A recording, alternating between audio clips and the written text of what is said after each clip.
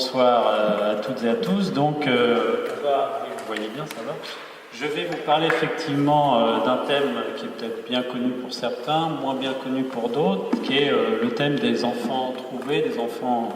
Enfin, on va voir. Je vais vous parler des définitions. Les enfants trouvés et abandonnés à Rouen, donc à l'Hospice général de Rouen, au cours du XVIIIe et du XIXe siècle. Ça marche? Oui, c'est merveilleux. Alors moi, je ne l'ai pas sur l'écran, c'est normal. Donc, on distingue effectivement les enfants trouvés, qui sont des enfants dont les parents sont tout à fait inconnus et qui ont été déposés comme ça dans un lieu quelconque. Le plus souvent, alors avant, on va le voir, c'était un peu n'importe où dans la ville, mais plus tard, ça a été donc à l'Hospice général de Rouen. Et les enfants abandonnés qui, eux, sont des enfants de parents connus et qui ont été délaissés par leurs parents.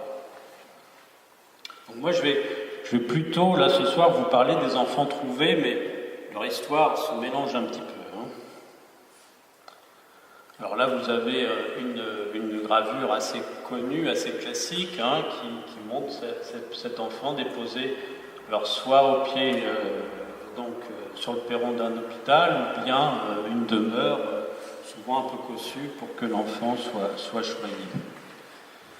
Alors, dans la généralité de Rouen, il existait 4 lieux d'abandon, 4 lieux depuis longtemps, parce que l'abandon existe depuis que le monde est monde.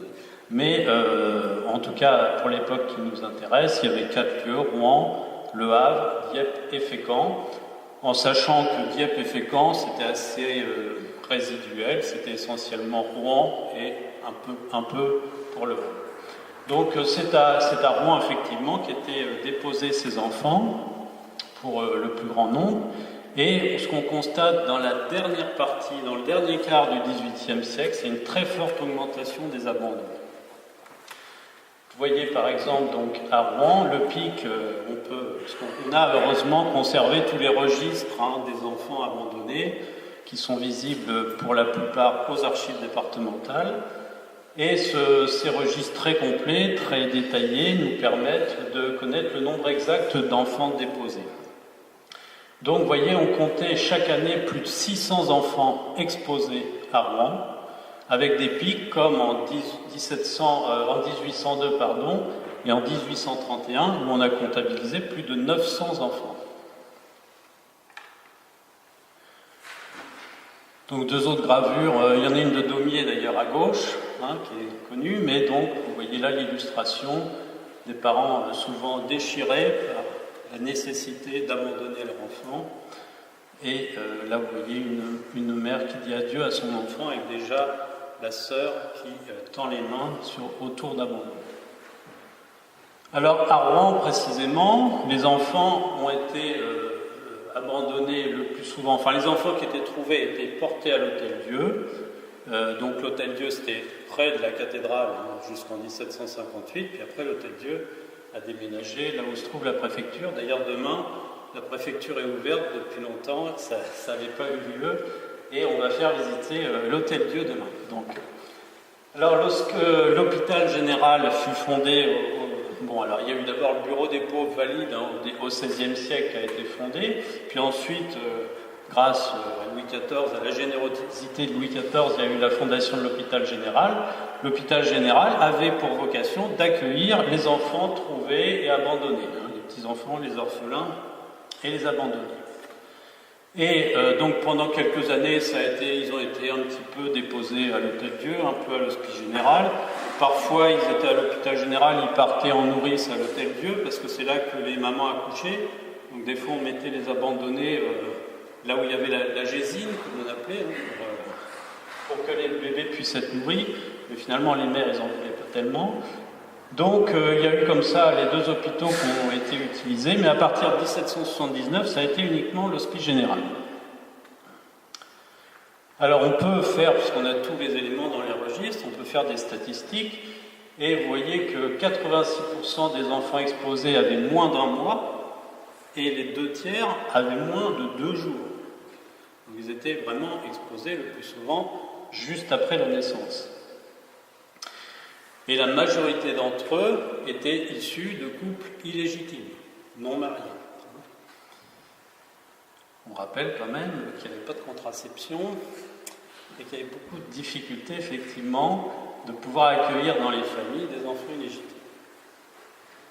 Alors, longtemps, les enfants furent exposés la nuit, un peu n'importe où dans la ville, et à partir de 1760, le plus souvent, on retrouve dans le registre qu'ils ont bien été déposés à l'Hospice général de Rouen, et il est précisé du côté des femmes, puisque l'Hospice général était divisé en deux parties, hommes et femmes.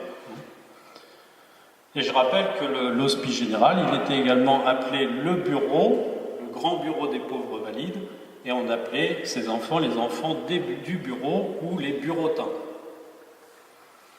Vous voyez là un plan du 18e où on voit bien la porte Saint-Hilaire à droite, et puis le Robec et l'hôpital général, et vous voyez que c'est même marqué Grand Bureau des Pauvres et Hôpital Général, il y avait les deux appellations. Donc là, j'ai photographié des extraits de registres, et vous voyez une fille nouvelle-née trouvée à la porte de l'hôpital général du côté des dames à 8h du soir, le 15 janvier 1774, baptisée le 16 du 10. Voilà. D'accord ? Vous voyez, c'est bien précisé le lieu d'abandon. Alors, c'est intéressant de lire tout, mais on n'a pas le temps, parce que, bien sûr, on va le voir tout à l'heure, le trousseau était décrit en détail. Mais vraiment en détail pour pouvoir éventuellement retrouver, si les parents réclamaient l'enfant, de pouvoir retrouver l'enfant correspondant. Et puis souvent, il y avait un petit mot qui était accroché au nourrisson, et les administrateurs de l'Hospice général écrivaient de façon détaillée ce qui était écrit. On retrouve tout le détail des mots dans le registre. Donc je suis né, alors là il faut parler l'enfant à la première personne, je suis né le 13 mai 1773, j'ai été baptisé le même jour, on m'a nommé Jean, je supplie messieurs les administrateurs de l'hôpital général d'avoir soin de moi et de me rendre à mes parents s'ils revenaient en meilleure fortune et voulaient me reprendre. Alors là j'ai traduit parce que, évidemment, alors des fois c'est l'écriture des parents quand ils savaient écrire, le plus souvent, ils ne savaient pas écrire. Donc, c'était un écrivain public qui écrivait sous la dictée. Donc, vous voyez, ce petit mot, c'est toujours assez poignant. Cet enfant a 17 mois, il se nomme Jean-Jacques Amand, est né d'une fille, elle ne peut faire autrement que de le placer ici. Elle le reprendra dans 6 mois, dont elle représentera le même billet. Un autre, là, vous voyez, cet enfant est abandonné de ses parents par la misère. Il s'appelle Jacques Prosper Amable. On peut en lire plein comme ça. Les larmes peuvent vite couler si on est sensible. C'est toujours très, très, très touchant, c'est vrai. Alors, le sieur trésorier de l'Hospice général, de l'Hôtel-Dieu au début, mais mettait donc un collier avec une médaille de plomb où figurait le numéro qui était reporté sur le registre. Et ces enfants, donc une fois qu'ils étaient, alors ils pouvaient, je vous l'ai dit, aller un peu en nourrice, parfois à la Gésine de l'Hôtel-Dieu, mais sinon ils étaient gardés dans la crèche de l'Hospice général en attendant que le meneur vienne les chercher pour les emmener en nourrice dans la campagne. Ils ne restaient pas à l'Hospice général. Et le plus souvent, ils partaient, on va le voir, dans le Pays de Bray. Alors le meneur était payé par les hôpitaux et il touchait 400 livres par an, donc moitié par l'hôpital général, moitié par l'Hôtel-Dieu, puis après par l'hôpital général, peu importe. Et puis s'il devait revenir parce que l'enfant avait cassé son collier ou perdu le collier, il fallait qu'il le ramène à l'Hospice général, donc là il était à nouveau payé, il touchait une petite somme. Voici un des colliers qui a pu être acheté par l'association des Amis du musée Flaubert. Il y en a un au musée Flaubert, alors qu'il y en avait des milliers, mais enfin en tout cas des centaines. On n'en a qu'un seul au musée. Alors évidemment, les enfants, déjà vous imaginez que l'état des mamans n'était pas forcément terrible, avec la misère, la malnutrition, etc. Mais il n'était pas rare que les enfants exposés succombent avant même leur départ en nourrice. Il y en a beaucoup, malheureusement, qui décédaient à la crèche même de l'Hospice général. Et puis en plus, le meneur, c'était le 18e, il mettait les nourrissons dans des paniers, Alors, vous savez que les nourrissons étaient tout emmaillotés, ils les plaçaient tout droit dans des paniers, hein, et puis ils partaient à dos de cheval ou de mulet vers le pays de Bray. Imaginez les conditions. En plus, c'est pas le meneur qui allait leur donner la tétée pendant le trajet, et donc il avait pas loin de 50 km à faire parfois pour aller emmener les bébés dans le pays de Bray. Vous voyez là, quelques bébés, bon, celui-là, ils paraissent un peu vieux, mais enfin, il ne faut pas oublier que souvent c'est des nouveaux-nés. Hein. Alors ceux qui avaient survécu au voyage étaient ensuite confiés aux nourrices qui ne convenaient pas aux petits bourgeois. En gros, quand on allait dans le pays de Bray, généralement c'était des enfants dont on savait que les parents étaient pauvres. Parce que si les parents étaient aisés, qu'ils avaient peut-être une chance de surveiller l'enfant ou peut-être donner de l'argent aux nourrices, ce qui arrivait parfois, ils étaient gardés un peu plus près de la ville. Donc cette prise en charge semblait échapper totalement aux administrateurs. Il y avait aussi un extrait. Personne n'est dans le cas de veiller au choix des nourrices et à la distribution que le meneur fait chez lui de ses enfants. En fait, vous allez voir, le meneur, il habitait dans le pays de Bray, et puis il allait transporter les nourrices chez des nourrices de sa connaissance, en fait.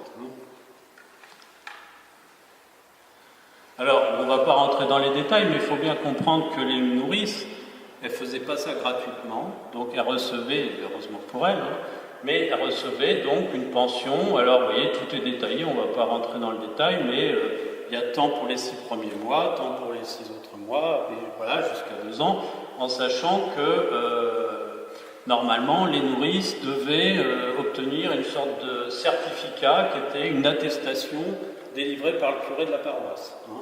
Quoi, c'était bonnes mœurs, etc. Et les nourrices devaient apporter l'enfant à l'hôpital pour montrer que l'enfant était toujours en bonne santé. Je ne suis pas sûr que ça se soit toujours fait, effectivement. Alors ces nourrices, qui étaient le plus souvent des nourrices très pauvres elles-mêmes, qui n'avaient pas grand-chose pour vivre, elles accueillaient des enfants pour avoir une chance de meilleure survie elles-mêmes. Et par contre, leur réputation était assez déplorable. Vous voyez ce qui était noté, là, ces femmes malpropres, peu soigneuses, sans l'intelligence et l'expérience nécessaires pour gouverner des enfants, suivant la faiblesse de leur tempérament. Ça, c'était un texte de 1762.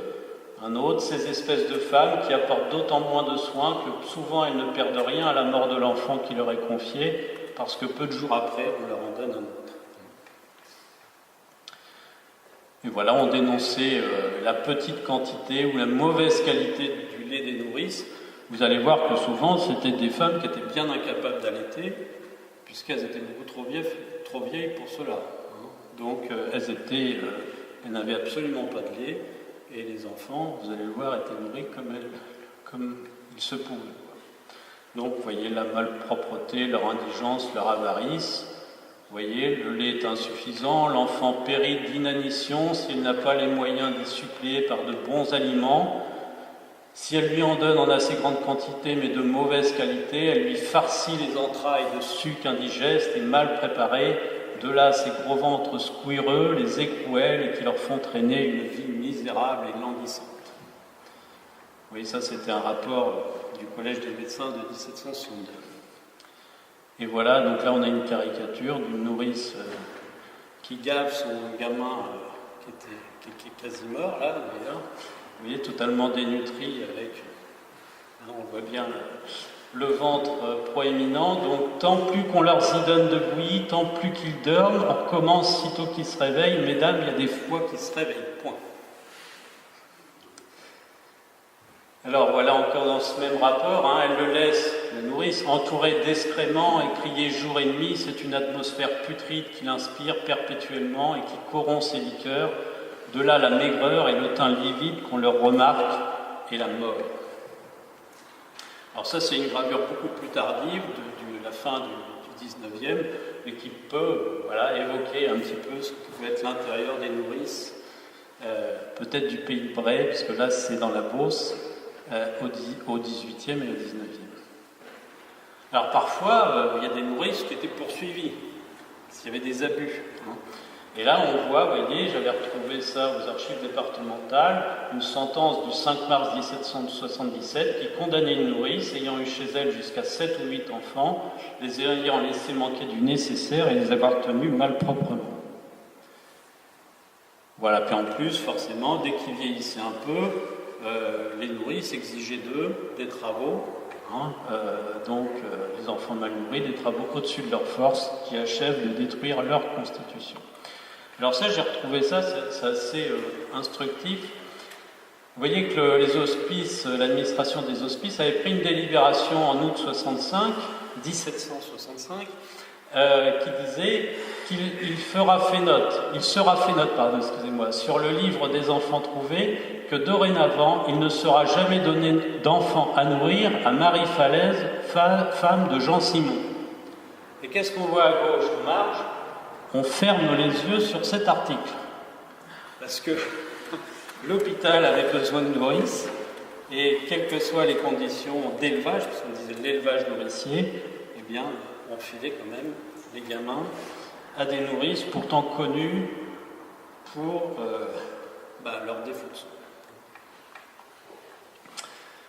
Alors en fait, ce qu'il faut savoir, c'est que l'enfant, quand il survivait, il restait chez la nourrice jusqu'à l'âge de 6 ou 7 ans, et ensuite il était repris par l'hôpital, pour être en apprentissage, etc., avant de repartir, travailler à droite ou à gauche, soit dans l'agriculture ou l'industrie. Donc moins de 10% des enfants atteignaient cet âge de 6 ou 7 ans. Tous les autres, ils y passaient, d'accord ? Donc on a un peu du mal à s'imaginer ça aujourd'hui, c'était une hécatombe, d'accord ? Et parmi ceux qui survivaient, toujours le constat des médecins, la moitié était infirme, valétudinaire, mal constituée, ou périt avant de pouvoir être de quelque utilité à l'État, et reste nécessairement à la charge de l'hôpital. Alors, les calculs montrent que la moitié mourait durant le transport ou dans les 8 jours qui suivaient l'arrivée de chez la nourrice, la moitié. 25% mouraient dans les 15 à 30 premiers jours, 12,5% la première année, ce qui fait une mortalité infantile, c'est-à-dire avant 1 an, de 87,5%. Ça laisse son poids. Et ceux qui réchappent, évidemment, ils sont presque tous languissants, comme on dit. Voilà, alors donc l'administration hospitalière, elle a tenté des choses, on ne va pas dire qu'elle n'a rien fait, et notamment donc elle a essayé de mieux trier les nourrices, et puis de donner des récompenses. Vous voyez, alors on en retrouve au fil du 18e ou même du 19e, on retrouve plusieurs décisions comme ça, où on va dire on va leur donner un petit peu plus, parce que c'est vrai qu'on ne leur donne pas grand-chose. Donc si elles sont mieux payées, peut-être qu'elles vont mieux nourrir les enfants, et mieux s'en occuper. Et on retrouve dans les registres, alors par nourrice, il y a les registres par nourrice, où on retrouve, vous voyez là, 6 livres de récompense. Des fois on donne un avis, vous voyez, 6 livres de récompense, un avis, etc. Bon, donc vous avez vu tout à l'heure qu'on donnait 6 livres de Simon Simon. Alors en plus on avait, bien sûr, il y avait une surveillance et il y avait les sœurs qui étaient chargées donc d'aller visiter les enfants chez les nourrices pour voir s'ils étaient en bon état et de voir s'ils étaient donc en bonne forme, bien élevés si on peut dire. Et puis on leur fournissait des vêtements, mais on le verra tout à l'heure, c'était assez limité. Bon, là il y avait une décision qui montrait que le meneur, il était logé la veille de son arrivée à l'hôpital, et donc on avait décidé, un petit peu plus tard, là je vous le dirai, vous voyez que le meneur, là vous voyez sur la petite photographie, que son cheval pensait de sorte qu'arrivant le jeudi de chaque semaine, il soit en état de partir le vendredi matin. Donc il était logé effectivement à l'hôpital. Alors il y a eu au XVIIIe siècle, il y a eu quand même un bouleversement, parce que ce que je ne vous ai pas dit, c'est que tous les enfants abandonnés en région n'étaient pas tous déposés en région. Beaucoup à cette époque-là étaient déposés à Paris. Ils étaient emmenés à la maison des enfants abandonnés à Paris. Et il y a eu un arrêt du Conseil d'État qui a mis fin à cette habitude, si on peut dire, parce que les enfants, la Maison des enfants trouvés de Paris accueillait un nombre beaucoup trop important d'enfants. Et donc il a été mis fin à cette habitude, et forcément ça a eu pour conséquence d'augmenter le nombre des abandons à Rouen même, et partout dans les régions.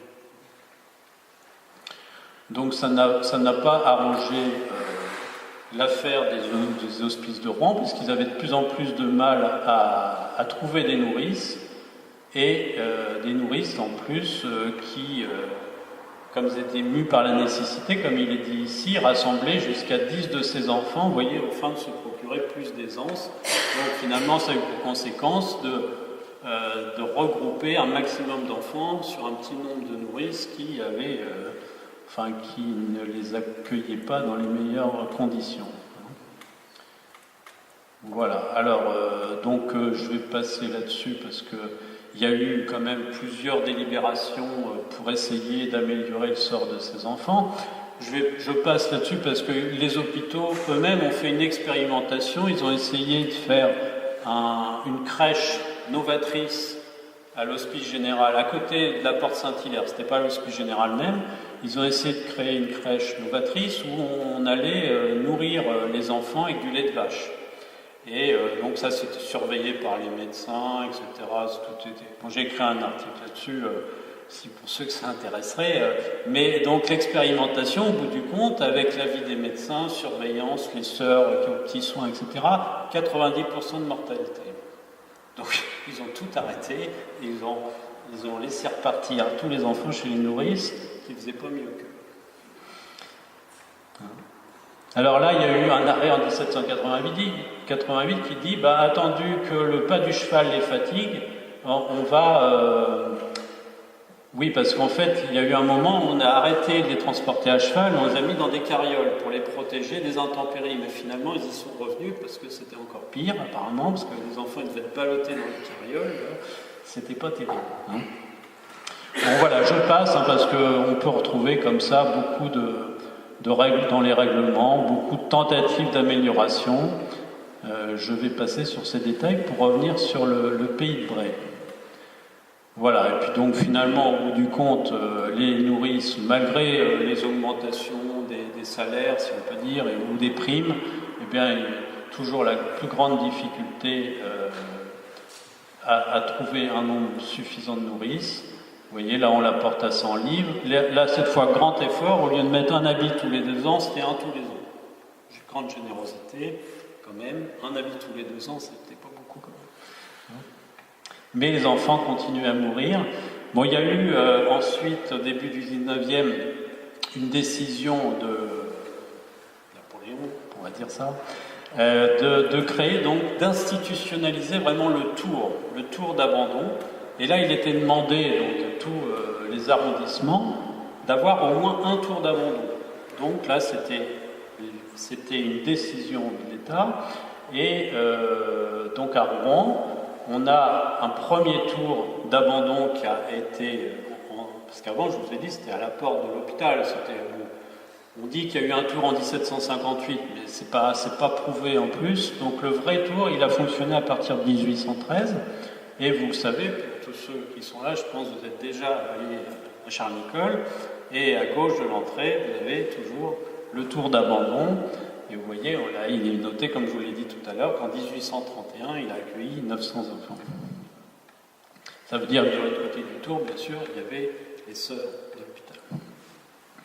Donc les statistiques étaient toujours aussi catastrophiques. Donc de 1784 à 1788, 85% de morts dans les 3 premières années, 75% entre 1828 et 1834, alors que dans le même temps, pour les enfants qui n'étaient pas les enfants trouvés, c'était que 33%. On avait déjà une énorme mortalité, bien sûr, pour les enfants qui n'étaient ni trouvés ni abandonnés, mais rien à voir avec celle des enfants trouvés. Là, cette phrase est marquante de 1850. « Ces femmes, pour la plupart, ne mettent au monde que des cadavres. Voyez nos registres d'exposition. Le plus souvent, les enfants passent du tour à la crèche et de la crèche à l'ensevelissoir. » Le jour qui les a vus naître est aussi le jour qui les a vus mourir. Voilà, donc le tour à Rouen, il a fonctionné jusqu'en 1862. Et puis après, donc, ça a été terminé. C'était une admission à bureau ouvert, c'est-à-dire que les parents devaient s'identifier, etc. Donc c'était pas on le dépose et on le sauve, il fallait se présenter, déposer l'enfant et donner son identité. Ensuite, il en a été mis en place des secours. Bon, c'est pas une nouveauté, il y en a eu un peu au 18e, mais là, ça a été vraiment officialisé, les secours aux mères pauvres. Et on a constaté une baisse régulière des abandons. Et à la fin du 19, enfin, le dernier quart du 19e, on a des lois, et notamment la loi de 1874, qui a mis sous la protection de l'État les enfants du premier âge. C'était le début de la protection maternelle et infantile, et qui a permis, toutes ces mesures-là, cumulées, ont permis une baisse considérable de la mortalité. Là, alors il y a des trous parce que je n'ai pas toutes les données, j'avais calculé la mortalité infantile chez les enfants abandonnés, assistés, et chez les enfants en général. Et vous voyez qu'à la fin du 19e, début 20e, ça s'est rejoint. Alors voilà, maintenant il me reste un peu de temps pour parler du Pays de Bray, parce que, bon, c'est pas le caïd, mais je vais parler quand même. Alors le Pays de Bray, vous connaissez, et la zone qui va nous intéresser, c'est celle qui est comprise entre Saint-Saëns et Neuchâtel. D'accord ? C'est là qu'était envoyée la majorité des enfants trouvés de l'Hospice général. Donc plusieurs villages notamment, alors vous m'excuserez, mais je n'ai pas pu faire une étude exhaustive, c'est-à-dire que je n'ai pas pu éplucher l'ensemble des registres de décès de tous les villages du Pays de Bray ni de Seine-Maritime. Déjà, j'y ai passé du temps, mais là, j'ai quand même pu identifier quelques villages à forte mortalité, qui étaient des lieux d'accueil privilégiés, si on peut s'exprimer ainsi, pour les enfants trouvés. Donc, notamment, il y en a 4, Maucomble, La Rosière, Bully, Sainte-Geneviève. Et puis, il y en a d'autres, Pomereyval, qui vantent, mais ils sont tous au même endroit. Alors là, c'est quelques-uns, vous voyez, c'est Brutus de la République, ça c'est vous savez qu'ils étaient débaptisés, en fait, ces enfants, et renommés par les administrateurs de l'hôpital, et des fois, c'était un petit peu limite, on va dire, comme nom, et là, c'est Brutus, bon, c'était très république, justement, Première République, là, et donc, et lui, il est parti à Pomereyval, vous voyez, d'accord ? Lui, Perpétuité, elle est partie à Bully. Et pourquoi j'aurais pu vous en montrer 50 ou 100 ou 300, on en a des milliers, d'accord ?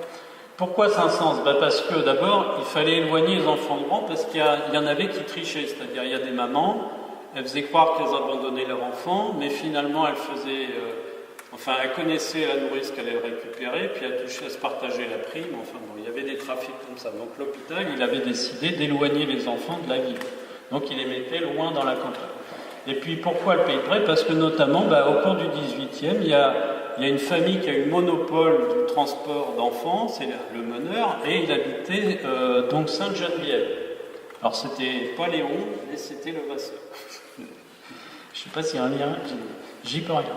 Donc on retrouve plusieurs Levasseurs comme ça qui sont meneurs attitrés des hospices.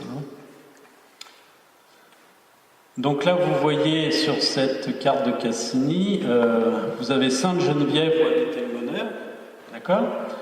Vous avez Maucomble ici, d'accord ? Vous voyez La Rosière ici, donc vous voyez Sainte-Geneviève est assez centrale par rapport au village qui nous intéresse.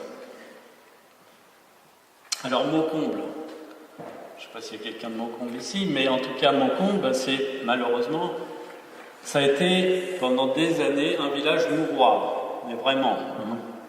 Alors j'ai passé beaucoup de soirées pour calculer tout ça, parce qu'il faut lire tous les registres de décès, donc c'est très long. Mais je me suis limité à une période entre 1777 et 1792 et j'ai pu comptabiliser plus de 2000 décès d'enfants trouvés. Plus de 2000, d'accord ? Alors, surtout à partir de 1773 qu'on les trouve, et il y a des pics où, alors là, c'est quand vous parcourez les registres, vous ne voyez que des bébés qui meurent, ça fait quand même un drôle d'effet. Hein. Eh bien, donc, vous voyez plus de 200 décès annuels pendant cette période, entre 1785 et 1787, et pour un nombre de couples nourriciers limité, c'était quelques nourrices. Alors vous avez des records de décès parce qu'il y a des couples qui cumulent 25% des décès à eux seuls. On va le voir, j'ai pris des exemples. Et puis après, ça s'est beaucoup tassé parce que quand on prend la période de 1802 à 1813, je n'ai comptabilisé que 154 décès pour une période assez longue. Là. Donc là, j'ai fait un beau graphique. Vous voyez, on voit bien la courbe avec ce pic de décès, plus de 200 décès, donc comme je vous l'ai dit, pendant cette période. Et là, c'est une courbe, une période un peu plus longue. Vous voyez que ça n'a rien à voir entre le début du 19e, enfin fin 18e, début 19e, et donc la période pré-révolutionnaire, qui était aussi une période, où on le sait bien, de grande pauvreté et de disette. Alors voici un exemple d'un registre paroissial. Et ça, vous avez sur ces deux pages-là, vous n'avez que des décès d'enfants du bureau. Vous voyez ? Enfant du bureau, enfant du bureau, enfant du bureau, enfant du bureau. Alors il a fallu que je lise tout ça. Mais donc du coup je ne vois plus rien, j'ai les yeux qui fatiguent. Voici le détail, donc il faut lire tout pour savoir à quelle nourrice ils étaient adressés, etc. Donc, et là, donc voici un des couples les plus... Bon, allez, on va rien dire. Donc, chez ce couple-là, Madeleine Dujardin et Jacques Moulin, on constate 237 enfants qui décèdent, ce qui est pas mal. Quand même. Ça fait une moyenne de 26 enfants par an qui décèdent chez eux, soit 21% des 11 000, enfin des 1100, pardon, pas des 11 000 enfants qui décèdent à Maucombe pendant cette période. Alors, ce qui est intéressant aussi, c'est de voir que c'est souvent une histoire de famille, quoi. Parce que c'est peut-être plus Jacques Moulin qui est au centre de l'histoire que Madeleine Dujardin. Parce que Jacques Moulin, avant d'être marié à Madeleine Dujardin, il était marié à Charlotte Duval. Et je suis remonté un peu plus loin et j'ai vu qu'avec Charlotte Duval, ils avaient déjà accueilli beaucoup d'enfants qui étaient morts chez eux. Donc là, on voit, vous voyez, Madeleine Dujardin, femme de Jacques Moulin de Maucombe, chargée de l'enfant, etc. Ça, c'est un registre de nourrice, c'est pas la même chose. Et donc, Jacques Moulin, il s'était marié avec Madeleine Dujardin en 1776. Et, alors là, ça fait un peu sourire jaune, c'est qu'il était fossoyeur. Bon. Donc, quand Madeleine Dujardin est décédée, Jacques Moulin, il s'est remarié avec Rose Lamule, et ils ont toujours été couple nourricier. Mais ils ont quand même perdu, vous voyez, leurs propres enfants. Vous voyez, ils les élevaient pas beaucoup mieux que les autres. Ils n'avaient pas de meilleures recettes d'ailleurs, 5 semaines, un mois de vie. Et Jacques Moulin, après, il s'est remarié encore avec une autre. Et quand lui, il est décédé, il s'est marié, c'est sa femme, donc il s'est marié avec Nicolas Maruit. Et maintenant, c'est sa femme, vous voyez, qui a pris la suite et qui a été couple nourricier à son tour. Voilà. Donc on retrouve comme ça des... Donc ça, c'est encore un décès, vous voyez, de Marie-Françoise, enfant du bureau, chez Madeleine Dujardin. Alors, un autre cas, parce que vous savez qu'il y a un grand historien rouennais qui s'appelle Jean-Pierre Bardet, qui a écrit une Bible sur l'histoire de Rouen. Et en fait, parce qu'il parlait déjà beaucoup des enfants trouvés, puis il citait essentiellement une nourrice qui était elle, Madeleine Yard. Il a fallu que j'aille voir de plus près. Et j'ai un peu détaillé son histoire. Alors, pour les orthographes, ceux qui sont habitués de la généalogie, ils savent que c'est écrit, il y a plusieurs orthographes possibles à l'époque.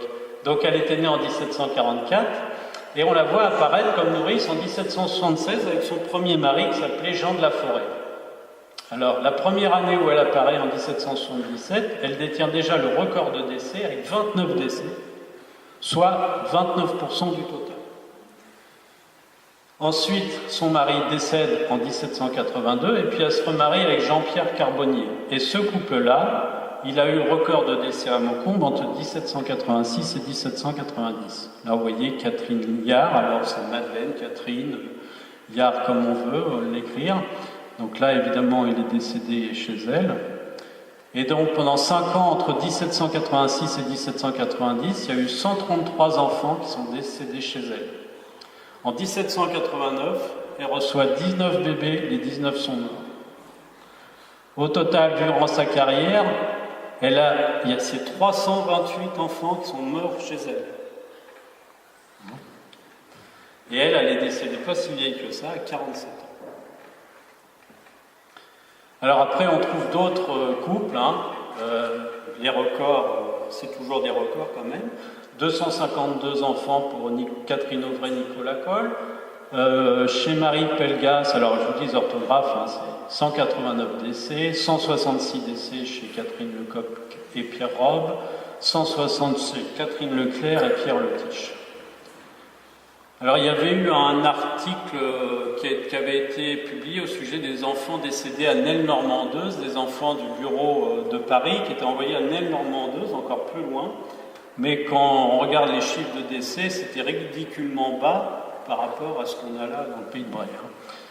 Voilà, donc voilà, j'ai détaillé ce que là j'ai voulu faire ressortir les métiers, parce que parfois on a une indication de la profession. Elles étaient tous fileuses.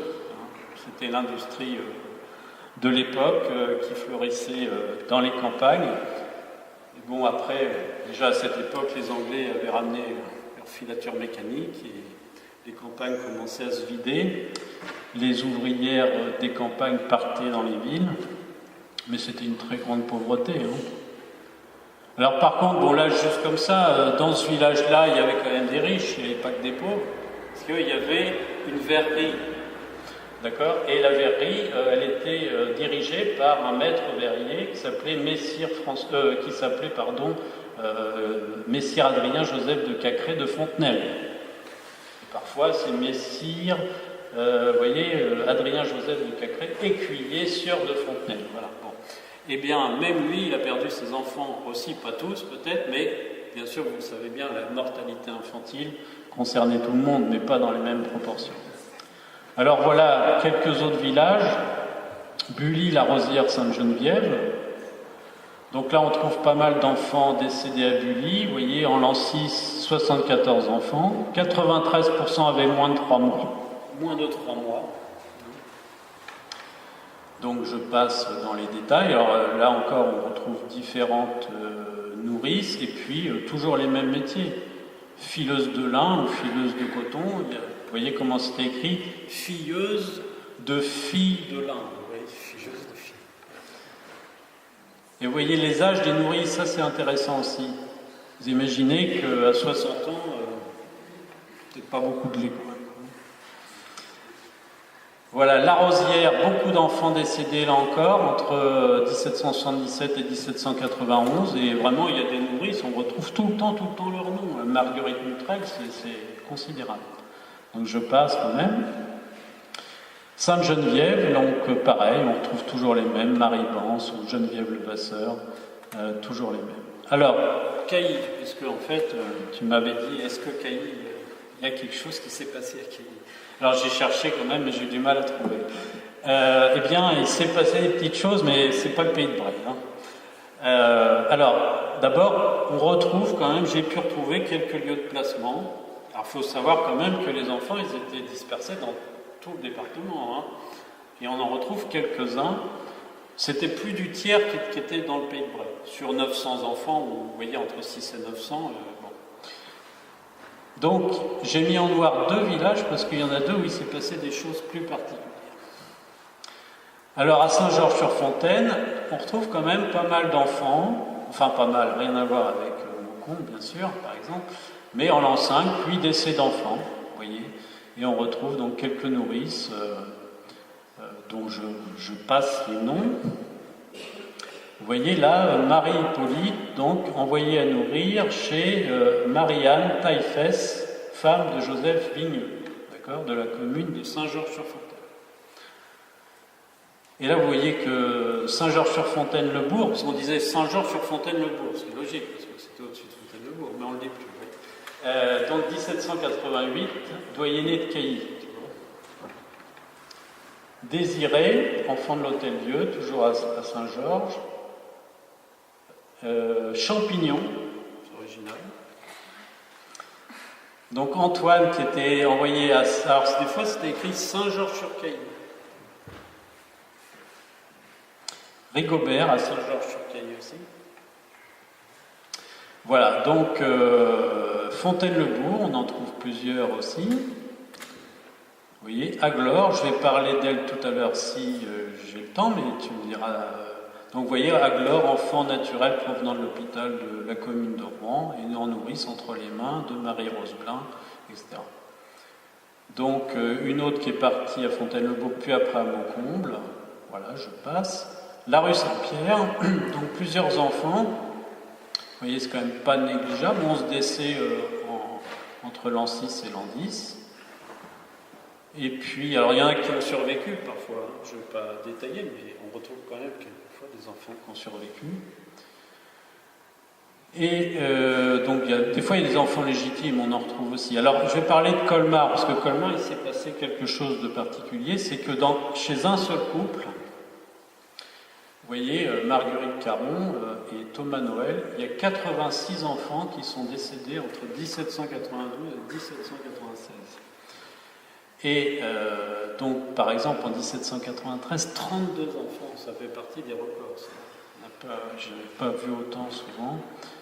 Et il y a 100% des enfants qui avaient moins de 2 mois à leur décès et la moitié qui avait moins d'1 mois. Et ce qui est étonnant, c'est qu'ils ont été dénoncés. L'administration a reçu une lettre de dénonciation pour comportement inhumain et mauvais traitement. Et dès 1796, il n'y a plus un seul enfant qui meurt chez elle, parce que forcément, on a dû le retirer. Vous voyez, Marguerite Caron, commune de Colmar.